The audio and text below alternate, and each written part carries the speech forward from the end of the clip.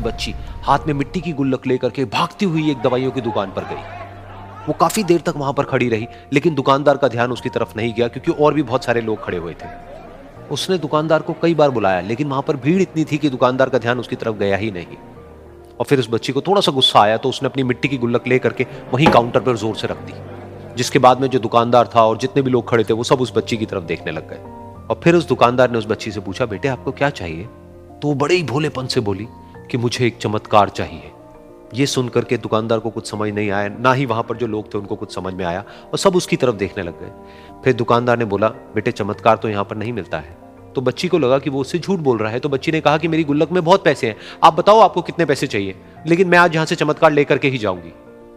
तो वहीं काउंटर पे एक और आदमी खड़ा था, उसने उस बच्ची से पूछा कि बेटे क्यों चाहिए तुमको चमत्कार? तब उस बच्ची ने अपनी कहानी बताई कि अभी कुछ दिन पहले मेरे भाई के सर में बहुत तेज दर्द हुआ, तो मेरे पापा मम्मी उसको हॉस्पिटल ले गए। उसके बाद कई दिन तक मेरा भाई घर नहीं आया। तो मैंने कई बार अपने पापा से पूछा, लेकिन उन्होंने मुझे कुछ नहीं बताया। उन्होंने बार बार यही कहा कि वो आ जाएगा, वो कल आ जाएगा, वो कल आ जाएगा, लेकिन वो आ ही नहीं रहा था। तो मैंने देखा कि मम्मी रो रही है, और पापा मम्मी को कह रहे थे कि उसकी दवाइयों के लिए और उसके इलाज के लिए जितने पैसे चाहिए उतने मेरे पास में नहीं है, अब उसको कोई चमत्कार ही बचा सकता है।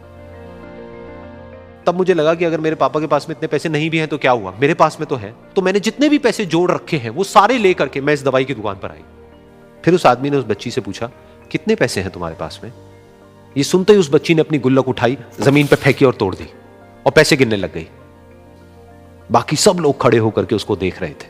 थोड़ी देर बाद उसने सारे पैसे अपने हाथ में इकट्ठे किए और बोली, मेरे पास में पूरे 19 रुपए हैं।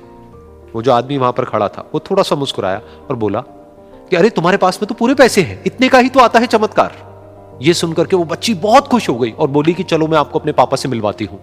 बाद में पता लगा कि वो आदमी कोई आम आदमी नहीं था, बल्कि एक बहुत बड़ा न्यूरोसर्जन था, और उसने सिर्फ 19 रुपए में उसके भाई की सर्जरी करी, और कुछ ही दिन बाद वो ठीक होकर के घर वापस आ गया। फिर कुछ दिन बाद वो बच्ची, उसका भाई, उसके पापा, उसकी मम्मी चारों एक साथ बैठे हुए थे और बात कर रहे थे। तो उसकी मम्मी ने उसके पापा से पूछा कि अब तो बता दो ये चमत्कार आपने किया कैसे?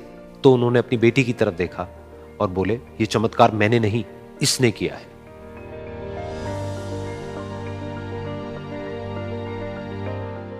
तो यहां पर एक बहुत बड़ी बात है जो हम उस छोटी सी बच्ची से सीख सकते हैं कि जिंदगी में कभी कभी ऐसा होता है कि हमको कोई रास्ता नजर नहीं आ रहा होता है और हम लोग हिम्मत हार जाते हैं।